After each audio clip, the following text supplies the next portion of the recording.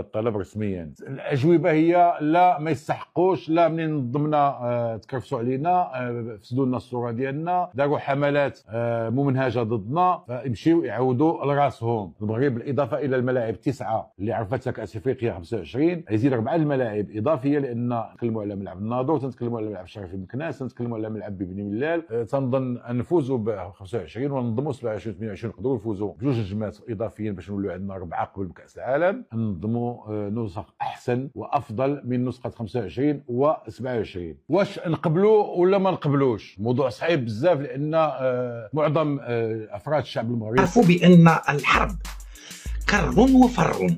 متفق معاك. احنا شفنا اليوم الفر ديالكم، نريد ان نرى كرتكم. مرحبا بك. ياك يا حسن، وين راح حسن؟ وعسى إن لم تستعي فهم ما شئت ما تشاء. هو بحال تريدار، هو كيجري اختي. هذه ما تندارش هذه. هو كيجري اختي. كارثة. كيجري هو ثم هو. ناري. سخرية. الجزائر ولا سخرية. حقرونا يا اخواني، حقرونا. من مضيق هرمز بإيران إلى مضيق ترمز بوهران، ومع المغاربة مش هتقدر تلبس سروالك. يطلع سروالك واحدة.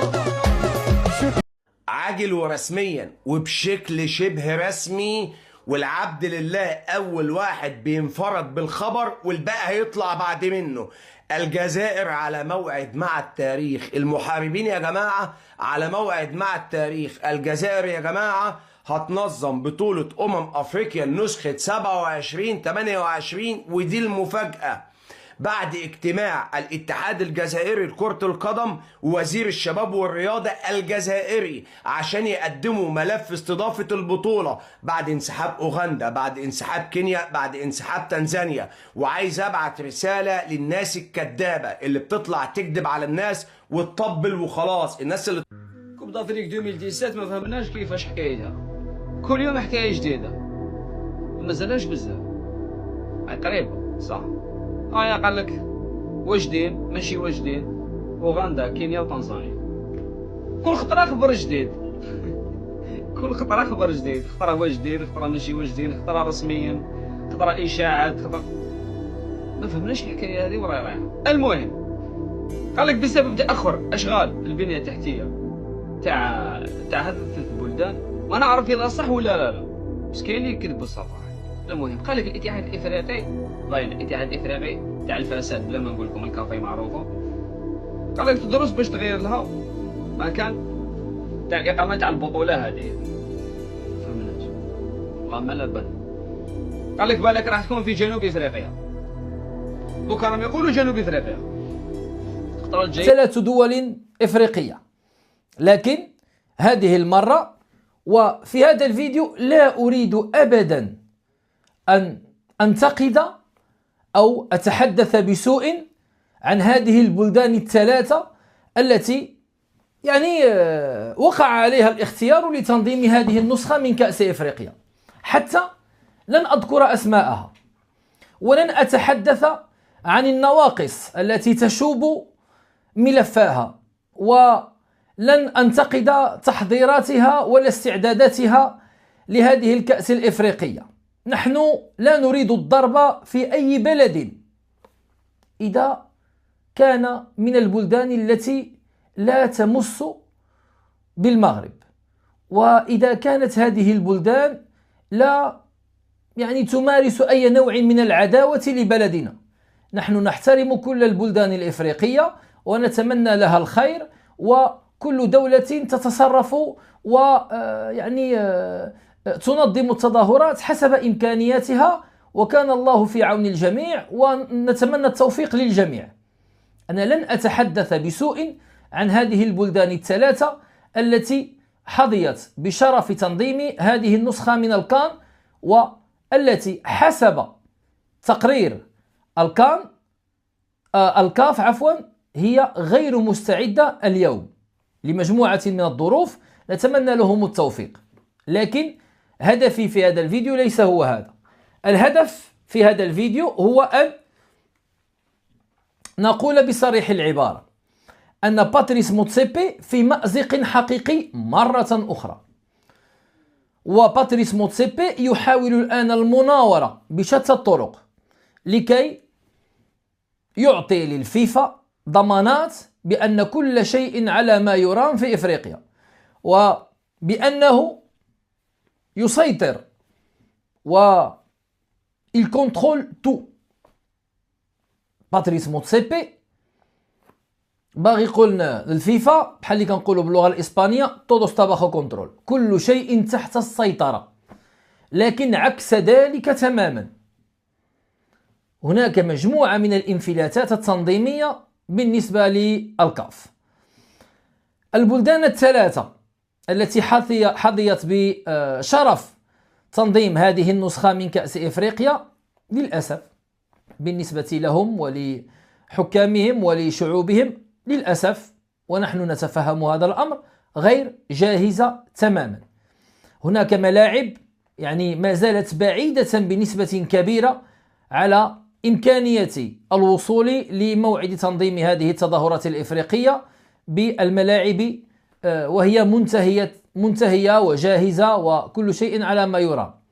إذا تحدثنا عن البنيات التحتية فربما سنكون يعني نوعا ما قاسيين على هذه الدول، فبالتالي سأتفادى الحديث عن تفاصيل هذا الملف، لأن التفاصيل يعني موجودة في مجموعة من البنابر الإعلامية، ويمكن لأي واحد أن يقرأ تفاصيل هذه التقارير التي أصدرتها الكاف. دائما عندي هذا المشكلة هذا ما بين الكان والكاف كنخربقوا. المهم على أي ما يهمنا الآن هو أن باتريس موتسيبي يتودد ويتوسل من المغرب أن ينظم هذه النسخة من الكان، لكن هذه المرة هناك ضمانات. نحن نتعلم من أخطائنا، حتى إذا لم نكن يعني بلدا يستطيع في بعض الأحيان أن يتخلص من هذا الكرم الذي نعرفه والذي تربينا عليه، في بعض الأحيان يجب علينا أن نتعلم الخبث الإفريقي، يجب علينا أن نتعلم أساليبهم وأن نعاملهم بالمثل. الآن المغرب يعرف أن الكاف تحتاجنا مرة أخرى، لأن الكان 2027 في خطر، وموتسيبي إذا لم يتمكن من تنظيمها في موعدها سيكون بالتأكيد إخفاقا كبيرا جدا، سيبعثر حتى للفيفا مجموعة من الأوراق ومن الترتيبات. فبالتالي المغرب الآن هو الورقة الوحيدة في يد باتريس موتسيبي. هو يتحدث على أن بإمكانه يعني نقل هذه الكان من البلدان الثلاثة التي حظيت بشرف تنظيمها إلى دولتين مختلفتين. نتحدث عن جنوب إفريقيا ودولة أخرى، أذكر جنوب إفريقيا بالضبط لأنها هي بلده، لكن هذه الإمكانية يمكننا أن نقول أنها كما نقول بالإسبانية انفرول، يعني تمويه أكثر منه حقيقة. تذكروا ما قالته نائبة وزير الرياضة في جنوب إفريقيا عندما قالت أن جنوب إفريقيا ستنظم كأس إفريقيا للسيدات لأن المغرب لا يريد تنظيمها، وكانت هناك مناورة من موتسيبي لتخرج هذه التصريحات ربما للضغط على المغرب. مرة أخرى يقوم بنفس الشيء. ربما جنوب إفريقيا بإمكانها أن تحتضن هذه النسخة من كأس إفريقيا. كيف لجنوب إفريقيا أن توفر في هذا الوقت الوجيز ملاعب وبنيات تحتية وفنادق لهذا الكم الهائل من المنتخبات؟ نعرف أن هذه النسخة ستكون بمنتخبات أكثر وبصيغة أخرى وبمجموعات أكثر وبحكام أكثر وجماهير أكثر. من سابع المستحيلات. ليست هناك أي دولة في إفريقيا مستعدة لتنظيم هذه النسخة سوى المملكة المغربية. وبحال اللي قال صديقنا سي منعم بالمقدم، فقط هناك دولة واحدة مختلفة عن مغرب 2025 وهي مغرب 2027، لأن مغرب 2027 مختلف عن مغرب 2025. مغرب 2027 يتوفر على ملاعب أكثر، لأن هناك عدد آخر أو عدد أكبر من الملاعب ستكون جاهزة. فبالتالي إذا كانت هناك دولة بإمكانها أن تنظم هذه النسخة من كأس إفريقيا فهي مغرب 2027. لكن المغرب ذكي ويعرف جيدا كيف يتعامل مع الكان. هذه المرة شروط متعددة: التحكم في الجماهير التي تصل للمغرب، التحكم في الجماهير التي بإمكانها أن تلج للملاعب، أمور تنظيمية، أمور على مستوى المداخيل، وشرط مهم جدا وهو أن المغرب لن يقبل بتنظيم هذه الكان إلا بعد قرار محكمة الطاس، وبعد أن يضع المنتخب المغربي النجمة الثانية على صدره في القميص. فبالتالي المغرب بطل إفريقيا 2025، سننظم كأس إفريقيا 2027 ونحتاج لبعض الدعم حتى من رئيس الكاف. ربما ولن يكون من الغريب أن نرى باتريس موتسيبي شخصيا يدلي بشهادته في محكمة الطاس.